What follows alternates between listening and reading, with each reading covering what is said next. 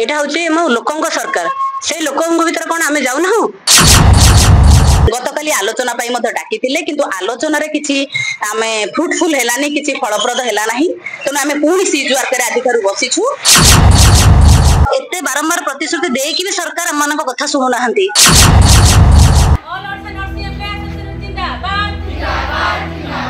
खोर्धा मुख्य डाक्तरखानार नर्सिंग कर्मचारी 25 सेप्टेम्बर ठारू धारणा रे बसिछंती 10 दफा दाबीपत्र धरी प्रथम दिन में नर्सिंग महासंघ चेष्टा करिथिला आपस समाधान पई ताहा संभव हेला नाही। द्वितीय दिन में नर्सिंग कर्मचारी धारणा रे बसिबा पूर्वरु एक दाबीपत्र मेडिकल एडीएमओ को प्रदान करथिले। नर्सिंग संघ कहिछि 25 एवं 26 सेप्टेम्बर 2 दिन रोगी सेवारे त्रुटि करा जाई नाही। तेबे दाबीपत्र रे उल्लेख थिला आज संध्या सुधा राज्य सरकार 10 दफा दाबी को जदि कार्यकारी न करती तेबे राज्यर समस्त नर्सिंग कर्मचारी आसंता काली ठारू कार्यबंद आंदोलन करने को बाध्य हेबे। मेडिकल रे रोगी सेवा व्याघात किंबा सुविधा असुविधा पाई राज्य सरकार संपूर्ण दायी रहिबे बोली आम संवाददातांक आगरे चेतावनी देइथिले। मु हेउछि प्रतिमा राउत ओनिया खोर्धा ब्रांच रो प्रेसिडेंट।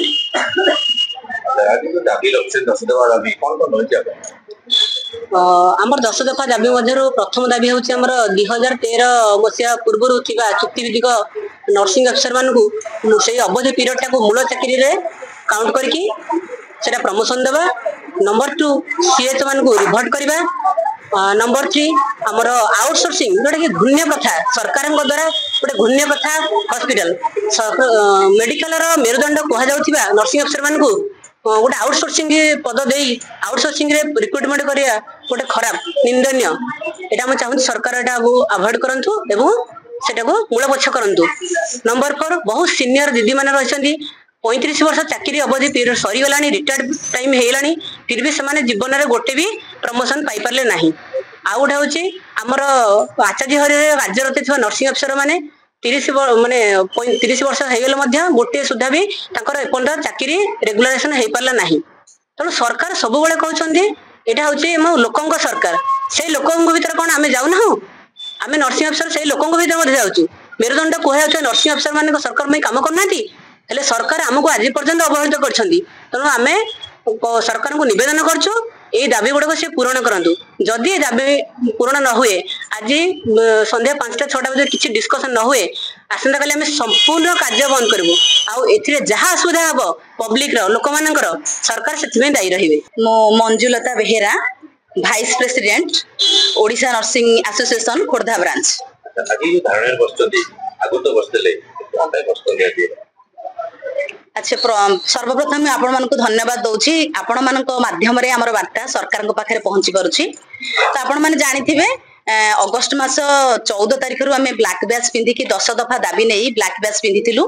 14 तारिख रु 20 तारिख पर्यंत आमे शांति श्रृंखला बे ब्लैक बैच पिंधि ड्यूटी करी धारणा रे बसिथिलु एवं 21 22 तारिख रे आमे टोकन स्ट्राइक करथिलु माने 50% स्टाफ ड्यूटी करथिले आ 50% स्टाफ धारणा रे बसिथिले। ता परे आमे 23 तारिख रे मास रैली रे लोअर पीएमजी रे मास रैली करिथिलु। तो हमर माननीय स्वास्थ्य मंत्री हमकु डकैथिले हम प्रतिनिधि दल को एवं डकै की कथा दैथिले जे मासे टाइम दियंतु आ मासक भितरे आपनकर 10 दफा दाबी हमें पूर्ण करिवु आपनकर सब समस्या मध्ये समाधान करिवु। किंतु मासक सही मासे जो टाइम नेथिले सही मासक भितरे हमर दुई थर रिमाइंडर भी दे जाइछि हम प्रतिनिधि दल जाकी देइछंती। दुई थर रिमाइंड देला परे भी हमें 24 तारिख रे सीज वार करिवु बोली भी कहिथिलु।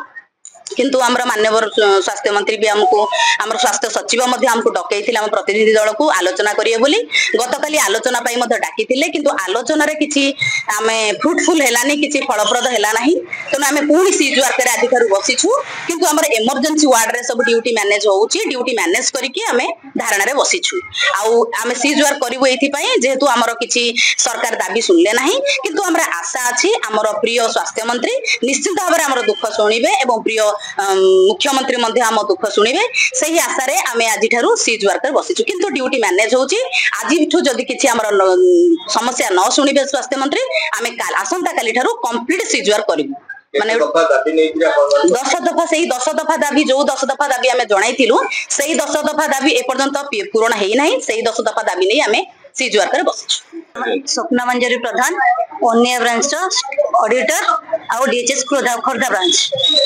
କଣ ରହିଛି ଆପଣଙ୍କ ଦାବି ଯୋଉ ଏଇ ଧାରଣାରେ ବସୁଛନ୍ତି?